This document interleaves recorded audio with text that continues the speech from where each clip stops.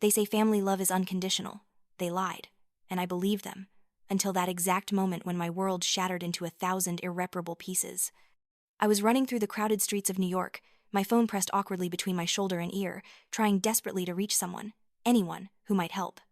Sweat dripped down my temples despite the cool October air. My heart hammered so hard I thought it might burst through my ribs. Behind me, somewhere in that tiny apartment I called home, my daughter Lily was curled up on our worn couch, clutching her threadbare stuffed rabbit, coughing with a fever that had spiked to 103 degrees. The call from my boss had come at the worst possible time. Double pay for a night shift at the hotel, but I had to be there in 30 minutes. 30 minutes.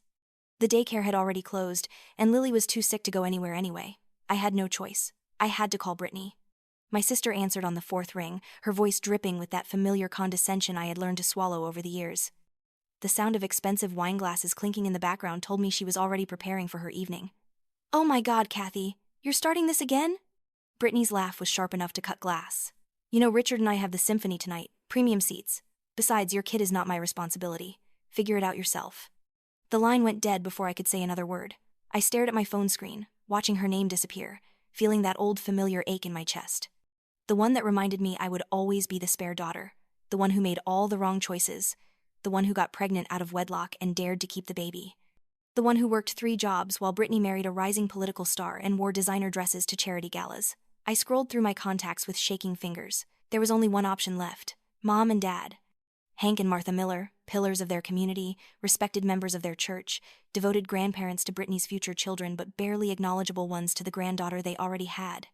I drove to their house in Queens, Lily bundled in blankets in the back seat, whimpering softly. Every red light felt like an eternity. Every minute that passed made me more anxious about losing this job, about the rent that was due in 5 days, about the electricity bill that had already received a final notice. They were waiting at the door when I pulled up, already dressed for dinner, Dad in his navy suit, Mom in pearls. The frown lines on their faces deepened when they saw me rushing up the walkway with Lily in my arms. "We raised our children already, not our grandchildren," Dad said without even looking up from adjusting his cufflinks. He had this way of dismissing me without actually sending me away, like I was a problem he had already solved and filed away in some mental cabinet labeled disappointments. Mom's response was even colder. "That child is sick all the time. We don't have time for this, Kathy. We have an important dinner with Richard's campaign donors. Very important people." I felt Lily's small body trembling against my chest. "Mom, please, she has a high fever. Just a few hours. I'll come right back." Mom's lips pressed into a thin line. She glanced at her watch, then at Dad, then finally at me with those eyes that had never quite looked at me the same way they looked at Brittany. "Fine. But don't make a habit of this." I carried Lily inside, following Mom's pointed finger to a corner of their immaculate living room. Not the guest room where Brittany's future children would one day sleep. Not even the cozy den with the soft carpet. A corner, next to their antique coat rack. "Just put her there, and please, do not let her touch anything. We just had the furniture cleaned." I set Lily down on the hardwood floor, spreading out the blanket I had brought. My baby girl looked up at me with fever-glazed eyes, her bottom lip trembling. I kissed her forehead, burning hot beneath my lips, and whispered promises I wasn't sure I could keep. Dad appeared in the doorway as I was about to leave. He crouched down, and for a moment I thought maybe he would show some tenderness. Instead, he looked at Lily with cold, hard eyes and spoke in a voice that made my blood run cold. "Listen here, kid. No crying, no noise, no fussing. We don't have time for any of your childish nonsense tonight. Understood?" Lily's small hand gripped her stuffed rabbit tighter. "Mommy?" I swallowed the lump in my throat. "Grandpa's just being silly, sweetheart. Mommy loves you. I'll be back so soon." I left. God help me, I left my sick child in that cold house with people who saw her as nothing more than an inconvenience.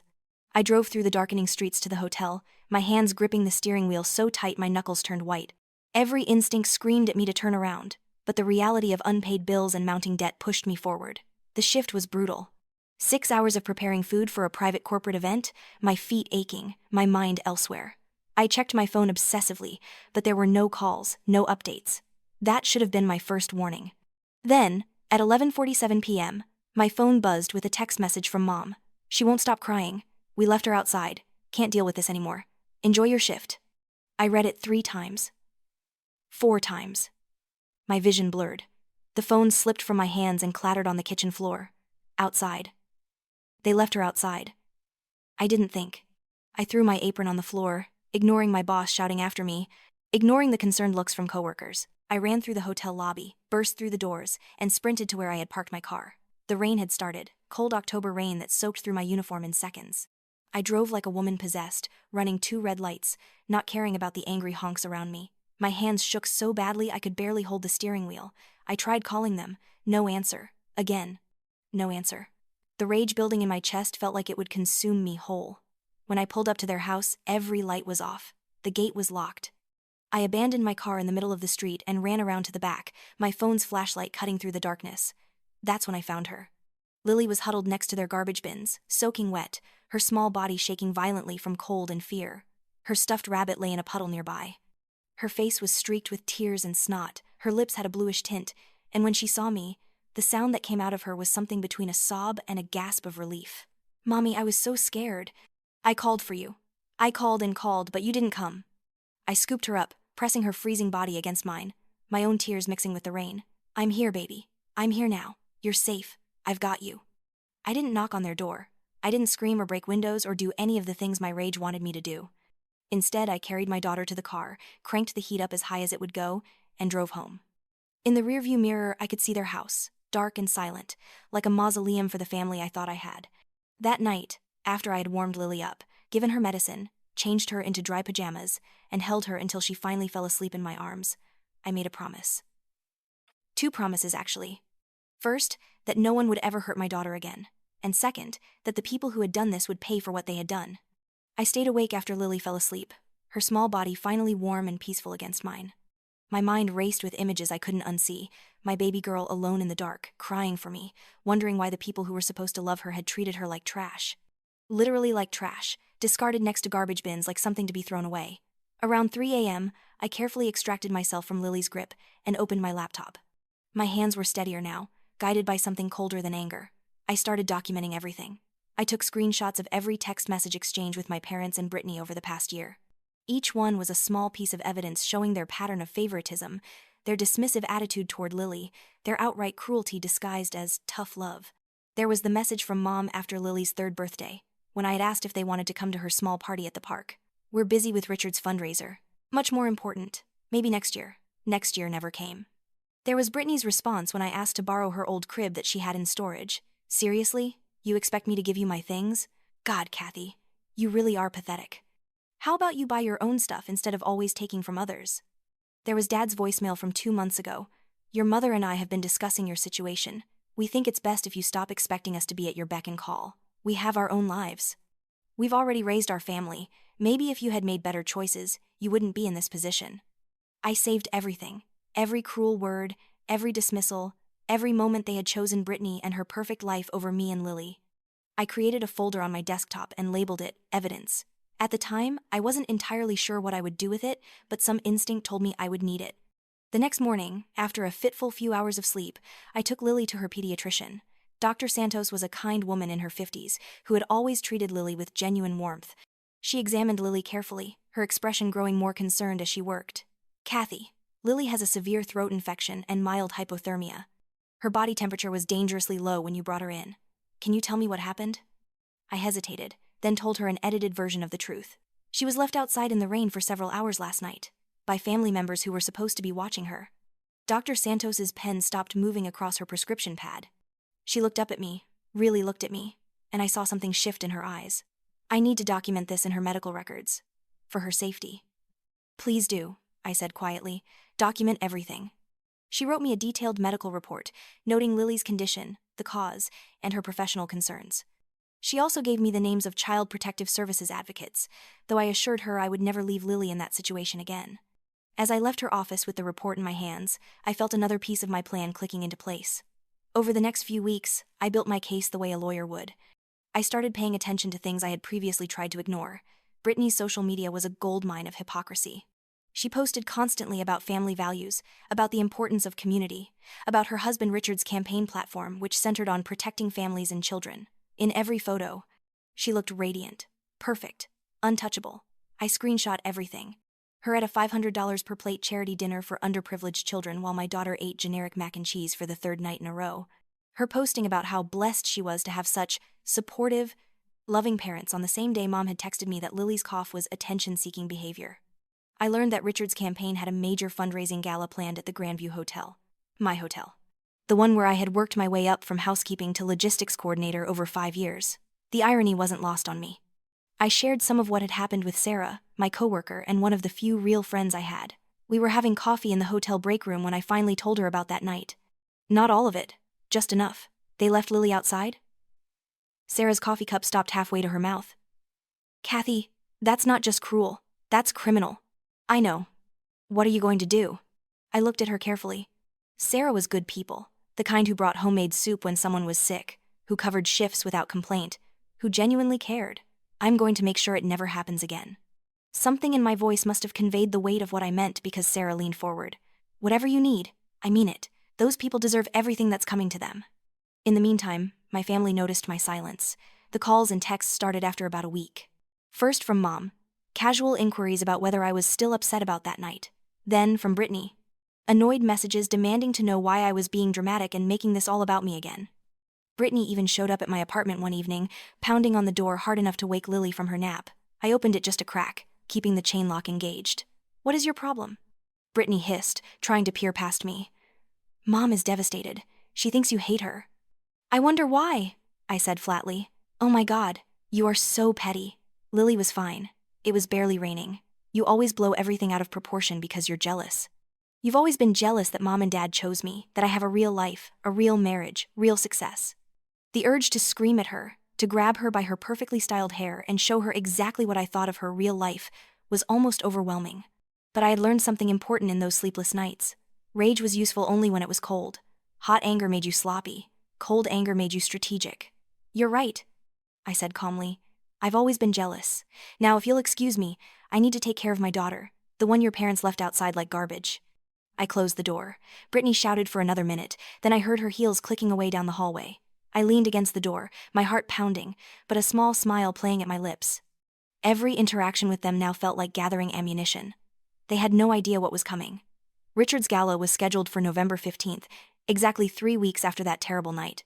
I had been assigned to oversee logistics, which meant I controlled vendor coordination, staff scheduling, and had access to every detail of the event.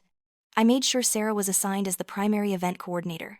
We worked together seamlessly, and no one questioned our efficiency. The theme was Family First, investing in our children's future. The irony was so thick I could choke on it. Richard's campaign posters showed him and Brittany in soft focus, smiling beside strategically placed children from local schools.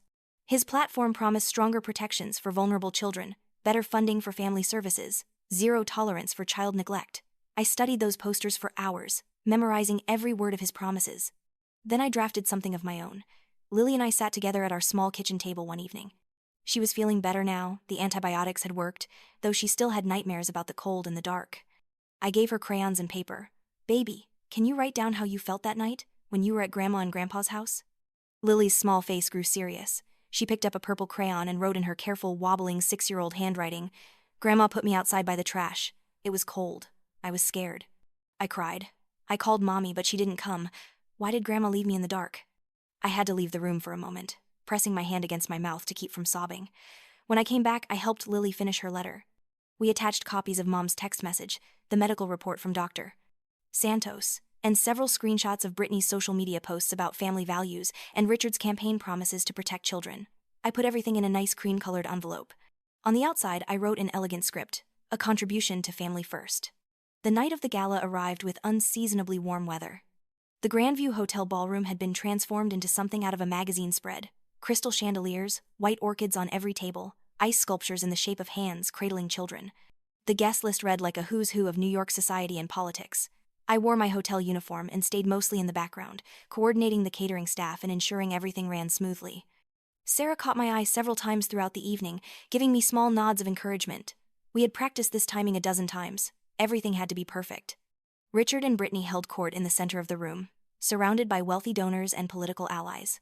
Brittany wore a red gown that probably cost more than my yearly rent. She laughed at jokes, touched people's arms with practiced ease, played the role of the perfect political wife. Mom and Dad stood nearby, basking in the reflected glory of their successful daughter and soon-to-be congressman's son-in-law. The evening's agenda called for Richard to give a speech at 9 p.m., during which he would outline his vision for family protection policies. At 8:45, I gave Sarah the signal. She nodded, then disappeared toward the technical booth. Suddenly, the microphone started giving feedback. The spotlight flickered. A waiter somehow tripped near the VIP section, causing a minor commotion as champagne splashed on an important donor's shoes. Nothing catastrophic, but enough to create an atmosphere of mild chaos. Richard looked flustered. Brittany's smile became strained. Dad started barking orders at hotel staff. At exactly 9:03 p.m., 3 minutes after Richard was supposed to begin speaking, things finally settled down. Richard took the stage, straightening his tie, attempting to recover his composure. Brittany, Mom, and Dad stood in a line beside him. The picture of family unity. "Ladies and gentlemen," Richard began, his voice smooth despite the rocky start, "thank you for your patience during those minor technical difficulties. As I was saying, family is the cornerstone of our society. And children, our most vulnerable citizens, deserve our unwavering protection and love." That's when the campaign volunteer, a young woman in her 20s who had been manning the donation table, approached the stage with my envelope. Sarah had planted it in the VIP donation box, marked as urgent, to be opened during speech for major donor recognition. The girl handed it to Richard with a smile. Richard paused mid-sentence, clearly thrown off script, but recovered with politician's grace. "Ah, it seems we have a special contribution that requires immediate acknowledgement. Let's see what we have here." He opened the envelope. I watched from my position near the kitchen doors, my heart hammering so hard I thought everyone must be able to hear it. Richard pulled out the contents, his eyes scanning the first page. His face went pale, then red, then ashen. He looked up, searching the crowd as if looking for an escape. Brittany moved closer, trying to see what he was holding. Richard's hands shook as he read aloud, his voice no longer smooth but uncertain, halting. This appears to be," he cleared his throat, "a letter. From a child. It says, 'Grandma put me outside by the trash. It was cold. I was scared.'" The ballroom went completely silent. You could have heard a pin drop onto the plush carpet. Richard continued reading, each word seeming to stick in his throat. "I cried. I called Mommy, but she didn't come. Why did Grandma leave me in the dark?" He looked at the attached documents, his expression transforming from confusion to horror. "There's a medical report here, and text messages, from..." He stopped reading. His eyes found Mom and Dad standing beside him. Mom's face had gone white as her pearls. Dad looked like he might have a stroke. Brittany snatched the papers from Richard's hands. She scanned them quickly, and I watched understanding dawn across her perfect features. Her head snapped up, and her eyes searched the crowd until they found me standing in my hotel uniform near the back of the room. "This is fake!" Brittany's voice rang out, shrill and desperate. "She's lying. My sister is trying to sabotage us because she's always been jealous." I didn't move, didn't speak. I just stood there, letting the papers speak for themselves. A ripple of whispers spread through the crowd like wildfire. Phones were coming out now, cameras turning on. This was the age of social media, after all. Everything was being recorded. A security guard approached me, probably summoned by Dad, but Sarah intercepted him. "Sir, that woman is Kathy Miller, the hotel's logistics coordinator. She's also Brittany Harper's older sister and the mother of the child mentioned in those documents." The room erupted. Reporters who had been covering the event as a puff piece suddenly smelled real news. Questions were being shouted. Richard tried to regain control of the microphone, but his voice was drowned out by the chaos. I turned and walked out of the ballroom, my head held high. Behind me, I could hear Brittany screaming, Mom crying, Dad's angry voice trying to restore order. Let them try. The truth was already out there, spreading through that room and soon across the internet faster than they could ever contain it. In the staff break room, I changed out of my uniform. My hands were steady as I folded it neatly and placed it in my locker. Sarah found me there a few minutes later. "Kathy, it's insane out there. Security is trying to clear the room. Brittany actually tried to hit a reporter. And Richard, I think his campaign just imploded." "Good," I said simply. "Are you okay?" I looked at my friend, this woman who had stood by me through everything. "I'm better than okay. I'm free." I went home that night and pulled Lily close. We made popcorn and watched her favorite animated movie, the one about the princess who saves herself. Lily laughed at all the funny parts, completely unaware of what had transpired that evening. She was safe, she was warm, she was loved. That's all that mattered. The fallout came swiftly. By morning, the story had spread across local news. Political candidate's family accused of child endangerment read one headline. The dark side of the perfect family proclaimed another. Someone had leaked the full contents of my envelope to the press, complete with the medical reports and text messages. Richard withdrew from the race by noon that day, citing personal family matters that require immediate attention. Translation: his campaign was dead in the water and every donor had already pulled their funding. His political career was over before it had really begun. Brittany's carefully curated social media presence became a liability overnight. Every post about family values was screenshot and shared with mocking commentary. She went from social media darling to public villain in less than 24 hours. I heard through Sarah that she had deleted all her accounts. Mom and Dad tried calling. I let every call go to voicemail. Then the texts started. From Mom, "Catherine, please call me. This is all a terrible misunderstanding. We need to talk. We're family." From Dad, "What you did was unforgivable. You've destroyed your sister's marriage and our reputation. I hope you're happy." From Brittany, "You absolute bitch. Richard left me. Everyone knows now. My life is ruined because you couldn't handle one bad night. I will never forgive you." I read each message once, then archived it. No responses. Silence was the most powerful response I could give. 3 days after the gala, I received a call from a lawyer representing Mom and Dad. They were threatening to sue me for defamation and demanding I issue a public retraction. I almost laughed. Instead, I referred them to my own lawyer, a no-nonsense woman named Janet, who I had retained after the gala. Janet's response to their threats was simple. "Bring it. Discovery will be very interesting." They never filed the lawsuit. A week later, they showed up at my apartment. I saw them through the peephole, smaller somehow, diminished. Dad's shoulders were hunched. Mom's makeup couldn't quite hide the dark circles under her eyes. For a moment, just a moment, I felt a twinge of something that might have been pity. Then I remembered Lily's blue lips and her small body shaking by those garbage bins. I opened the door but kept the chain lock in place. Lily was at school, thank God. I didn't want her to see this. "Kathy, sweetheart, please let us in," Mom said, her voice trembling. "We need to talk about all this." "There's nothing to talk about," I replied evenly. Dad pushed forward. "We raised you. We fed you, clothed you, gave you everything. This is how you repay us? By humiliating us publicly? You left my 6-year-old daughter outside in the cold rain because she cried. You treated her like garbage, literally." "It wasn't that bad," Mom protested. "She was dramatic. Kids cry. We just needed some space. We were going to bring her back inside eventually." Eventually. That word hung in the air between us like poison. Eventually. After how long? After she stopped crying? After they returned from their important dinner? After she developed pneumonia or hypothermia or died alone in the dark? "Do you even hear yourselves?" I asked quietly. "Do you understand what you did?" "We understand that you've destroyed this family over nothing," Dad said, his voice rising. "Brittany's marriage is over. Richard's career is finished. We can't show our faces anywhere without people whispering. Your mother has been uninvited from her book club." Her book club, Catherine. I almost laughed at that. Her book club. That was what he was worried about. Behind me, I heard a small voice. "Mommy? Who are you talking to?" My heart stopped. Lily had gotten out of school early for a teacher's conference day. I had completely forgotten. She came up beside me, trying to peek through the crack in the door. When Lily saw Mom and Dad, her small body went rigid. She grabbed my leg, pressing herself against me. "Mommy, are those the people who left me by the trash?" The silence that followed was deafening. Mom's face crumpled. Dad's mouth opened and closed, but no sound came out. "Yes, baby," I said gently. "But they're leaving now." "Good," Lily said, her small voice fierce. "I don't like them. They're mean." "Lily, sweetheart, Grandma is so sorry," Mom started, reaching through the crack in the door. "We didn't mean to hurt you. We love you so much." Lily shrank back. "No, you don't. You said I was too loud. You said I was annoying. You put me outside." Out of the mouths of babes. Sometimes children see the truth more clearly than adults ever can. I looked at my parents, these people who had given me life but had never really loved me the way a parent should. "You need to leave. Now." "Kathy, please," Mom begged, tears streaming down her face. "We're your parents. You can't just shut us out. We're family." Family doesn't abandon children in the rain. Family doesn't choose favorites. Family doesn't make one child feel worthless while elevating the other. You taught me what family isn't.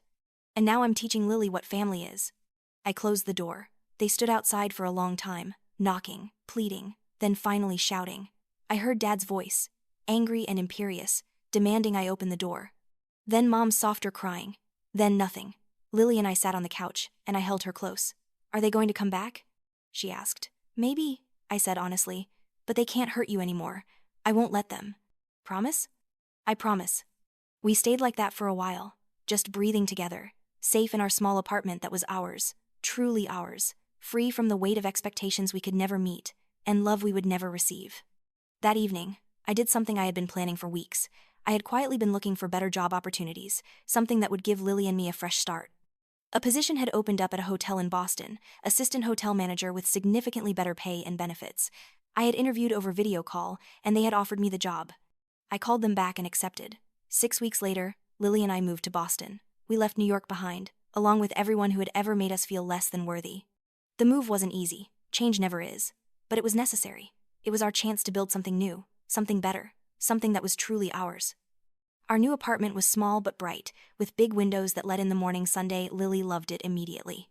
She especially loved that it was just ours, that no one could take it away or make us feel unwelcome in it. I enrolled Lily in a new school, one with an excellent counselor who specialized in helping children process trauma. Lily started having fewer nightmares. She started smiling more easily, laughing more freely. She made friends, real friends, and had playdates at their houses where I met other parents who were kind and genuine. I threw myself into my new job and discovered that when you're not constantly being undermined by family drama, you're actually quite good at what you do. My boss appreciated my work ethic and organizational skills. I got a promotion within 4 months. Sarah visited us once, making the trip from New York. We had coffee while Lily was at school, and she filled me in on the ongoing fallout. Brittany moved back in with your parents, Sarah told me. Richard did file for divorce. Apparently the scandal was too much, and he blamed her family for destroying his political dreams. How are my parents? I asked, surprising myself that I even cared enough to ask. Honestly, not great. Your dad had to close his consulting business. Too many clients dropped him once the story went public. Your mom, she looks lost. I saw her at the grocery store once. She asked about you and Lily. What did you tell her? That you were doing well, that Lily was happy, that you had moved on. Sarah paused. She cried. Right there in the produce section. I processed this information. Part of me, the part that remembered being a little girl who desperately wanted her parents' approval, felt a pang of something. Sadness, maybe. Or grief for what could have been but never was. But a larger part of me felt nothing but relief. They were facing consequences for their actions. That wasn't my fault. That was justice. Months turned into a year. Lily was thriving. She joined the school choir and discovered she had a beautiful voice. She made the honor roll. She laughed so much more now. Sometimes, late at night, she would still ask about the people who left me outside, but the questions were less frequent, less painful. I dated someone briefly, a kind man who worked in hotel management at a different property. It didn't work out long term, but it taught me that I was still capable of trusting someone, of opening my heart. That felt like progress. On the anniversary of that terrible night, Lily and I did something special. We went to Build-A-Bear workshop, and she got to make a new stuffed animal to add to her collection. She chose a rainbow unicorn and named it Hope. Why Hope? I asked as we left the store, Lily clutching her new friend. Because you always say that's what we have now, she said simply. Hope for good things. She was right. That's exactly what we had. I never heard from my parents or Brittany again directly. But I did see, through the occasional social media search that I allowed myself, that their lives had changed dramatically. Dad was working as a contractor now, a far cry from the prestigious consulting work he used to do. Mom had aged visibly in photos from the few public events they still attended. Brittany was living with them, working as a receptionist at a dental office. Part of me wondered if they had learned anything. If they understood, truly understood, what they had done. If they ever thought about Lily shivering in the dark, or if they had managed to rationalize it away as my overreaction, my drama, my jealousy. I would never know. And I realized, sitting in my sunny apartment watching Lily practice her choir songs, that I didn't need to know. Their understanding, their growth, their redemption was not my responsibility. My only responsibility was to the small girl singing off-key in my living room, to making sure she grew up knowing she was loved, valued, and worth protecting. 2 years after we moved to Boston, I was promoted again, this time to general manager of the hotel. The pay was good, really good. I was able to move us to a bigger apartment in a better neighborhood. Lily got her own room, painted in her favorite colors, filled with books and art supplies and all the things a growing girl needs. We built traditions, just the two of us. Sunday morning pancakes, movie nights every Friday, annual trips to the beach in summer, a real Christmas tree that we decorated together, with lights and ornaments and love. Lily never asked about Grandma and Grandpa anymore. When her friends at school talked about their grandparents, she would sometimes say, "I don't really have any," and move on to the next topic. It didn't seem to bother her. She had what she needed, a mother who loved her, friends who valued her, a safe home, and a future full of possibility. As for me, I learned to live with the duality of my choices. I had destroyed my family's reputation, and possibly their lives. Some people might say I went too far, that public humiliation wasn't the answer. But every time I had those thoughts, I would remember Lily's blue lips, her small voice asking why Grandma left her in the dark, and I knew I would make the same choice again. I didn't do it just for revenge, though revenge was certainly part of it. I did it because silence protects abusers. I did it because people like Richard, who built campaigns on protecting children while enabling those who hurt them, deserved to be exposed. I did it because Brittany's perfect facade was built on the foundation of my pain and my daughter's suffering. I did it because my parents needed to understand that actions have consequences, even for them. Most importantly, I did it to teach Lily the most important lesson I could give her, that she was worth protecting, worth fighting for, worth everything. 3 years after the gala, I received an unexpected message through LinkedIn. It was from Richard, of all people. Brief and formal. Kathy, I owe you an apology. What happened that night was inexcusable. I was too blind to see it then, but I see it now. I hope you and Lily are well. You deserved better from all of us. I stared at that message for a long time. Part of me wanted to respond, to acknowledge his growth, but a wiser part understood that my silence had been my greatest weapon, and I had no reason to give it up now. I archived the message without responding. Lily turned 10 that year. We threw a proper birthday party at our apartment with 12 of her friends. Pizza, a homemade cake that I definitely burned slightly but she loved anyway, and decorations covering every surface. Watching her blow out her candles, surrounded by people who genuinely cared about her, I felt something release in my chest. We had made it.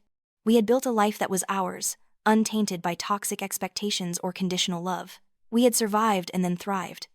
That night, after the guests had gone home and Lily was in bed, I sat in my living room with a cup of tea and thought about everything that had led us here. The pain, the betrayal, the cold calculation of my revenge, the aftermath, and finally, the peace. I thought about the woman I had been 3 years ago, running through New York streets with panic in her heart.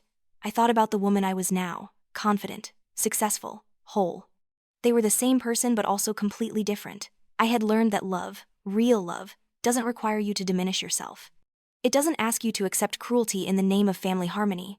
It doesn't demand silence in the face of wrong. Real love protects. Real love stands up.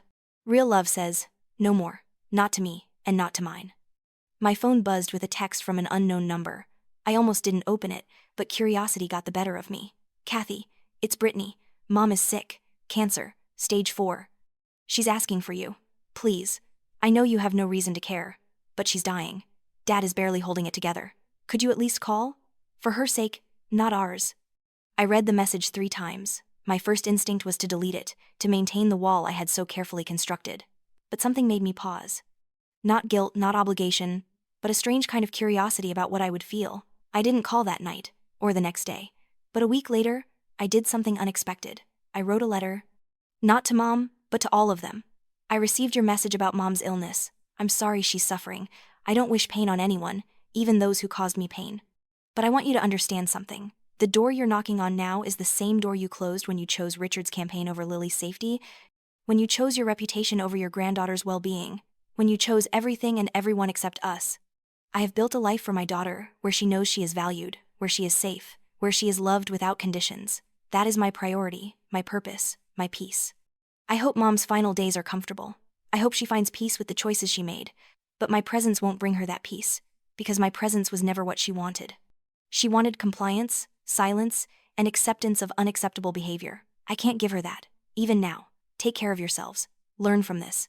Be better to the people who still let you into their lives. Kathy. I mailed the letter and felt nothing but calm. No guilt, no second thoughts, no wavering.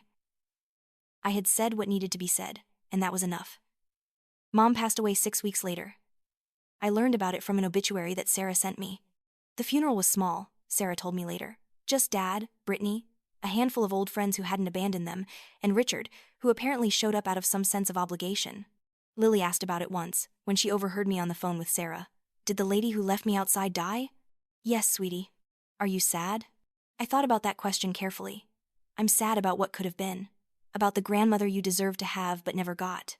But I'm not sad about the person she actually was. Lily nodded, accepting this with the wisdom children sometimes have. It's okay to not be sad about mean people, she said matter-of-factly, then went back to her homework. Out of the mouths of babes, once again. Life continued. Lily grew into a thoughtful, compassionate teenager who stood up for underdogs and spoke truth to power. I like to think she learned that from me, from watching me choose courage over comfort, truth over false peace. She knew the story, of course, not all the details but enough. She knew that sometimes family can be toxic, that sometimes the bravest thing you can do is walk away, that silence can be survival and action can be love. 5 years after the gala, I received a letter in the mail. The handwriting was shaky, aged. Dad's. Kathy, I'm writing this because I'm dying too. Heart problems, the doctor says. Maybe a year left, maybe less. I've had a lot of time to think about what happened. Your mother died believing you were cruel, that you destroyed the family out of spite. I'm writing to tell you that I don't believe that anymore. I've replayed that night 1,000 times in my mind. What we did to Lily was wrong. What we did to you your whole life was wrong. We failed you as parents, and we failed Lily as grandparents. We chose pride over love, appearances over truth, and we lost everything that mattered. You didn't destroy this family. We destroyed ourselves, and you simply refused to go down with us. I don't expect forgiveness. I don't deserve it. But I wanted you to know that I see it now, finally. I see what we did. I see what we lost. I see who you've become, and I'm proud, even though I have no right to be. Take care of yourself and Lily. You were always stronger than we gave you credit for, Dad. I read that letter in my kitchen, tears streaming down my face. Not tears of reconciliation or forgiveness, but tears of validation. He saw it. Finally, he saw it. The truth I had been screaming silently for years. I wrote back. One sentence. Thank you for finally seeing us. Dad died 8 months later. I didn't go to the funeral, but I sent flowers, white lilies, for the granddaughter he never truly knew, for the daughter he never truly saw, for the innocence that was lost and the strength that was found. Brittany sold the family house to pay off debts. I heard she moved to somewhere in the Midwest, trying to start over far from the scandal. I hoped she found some peace, some growth. Not for her sake, but because people should be capable of change, even if that change comes too late to matter. As for Lily and me, we kept building. We went on a trip to Europe for her 16th birthday. We toured museums and ate gelato and took 1,000 pictures. We laughed until our sides hurt and had deep conversations about life and love and the courage it takes to be yourself. She got accepted to her top choice college with a significant scholarship. The day the acceptance letter came, we danced around our living room like fools, both of us crying happy tears. This girl who had once shivered alone in the dark was now ready to light up the world. On the night before she left for college, Lily and I stayed up late talking. She was nervous about leaving, about being on her own. I understood those fears better than anyone. Mom, she said softly, do you ever regret what you did? The whole gala thing? I thought about that question. Really thought about it. No, I said finally. I regret that it was necessary.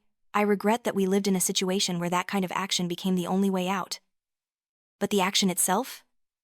No, I'd do it again. Why? Because you deserved better. Because silence protects the people who hurt us. Because sometimes the only way to heal is to cut out the infection, even if it's painful. And because I needed to show you that you are worth fighting for, always.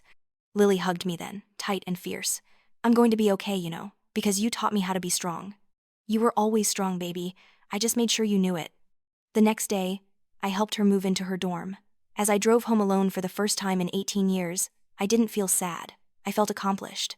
I had done what I set out to do all those years ago, when I made my promise to that sick little girl shivering in my arms. I had protected her. I had shown her she was valued. I had built a life where she could thrive. And I had taught her the most important lesson, that she deserved to take up space in this world, to be loved without conditions, to stand up for herself even when it cost her everything. That evening, I sat in my quiet apartment and opened my laptop. I started writing, really writing, for the first time. I wrote about toxic families and conditional love and the courage it takes to walk away. I wrote about revenge and justice and the fine line between the two. I wrote about healing and growth and building a life from ashes. I didn't know if anyone would ever read it. That wasn't the point. The point was that I had a story to tell, a truth to share, a testimony to give for every person who had ever felt trapped in a toxic family system, who had ever been told that blood is thicker than water, who had ever been made to feel guilty for protecting themselves. My story was simple but powerful. I chose my daughter over my family of origin, and it was the best decision I ever made. I lost people who were never really mine to begin with, and I gained a life that was authentically mine.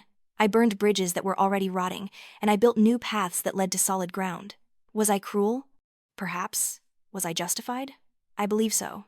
Am I at peace? Finally, yes. They say family love is unconditional. They were wrong. Real love is conditional on respect, safety, and basic human decency. And when those conditions aren't met, walking away isn't cruelty. It's survival. It's self-respect. It's love for the people who truly matter. I live for quiet mornings and coffee without anxiety. I live for phone calls with Lily that make me laugh. I live for the knowledge that when I lay my head down at night, I don't have to wonder if I'm enough. I am enough. I always was. And them? They got exactly what they gave: silence, absence, and the consequences of their choices. Some people might read this story and think I'm bitter, vengeful, unforgiving. They might say I should have been the bigger person, that I should have given them another chance, that family deserves grace. To those people, I say this: grace is not the same as accepting abuse. Forgiveness is not the same as allowing harm to continue. Being the bigger person is not the same as making yourself smaller to accommodate people who hurt you. I gave them chances, years of chances. I made myself smaller, quieter, more acceptable. I forgave and forgot and tried again. And where did it get me? It got my daughter left outside like trash. So yes, I chose a different path. I chose exposure over silence. I chose protection over peacekeeping. I chose my daughter's well-being over my family's reputation. And I would choose the same thing every single time, without hesitation, without regret, without apology. Because at the end of the day, when all the drama fades and the dust settles, the only thing that matters is this. Lily is safe. Lily is happy. Lily knows she is loved. Everything else is just noise. This is my story. This is my truth. This is my peace. And I'm finally, truly free.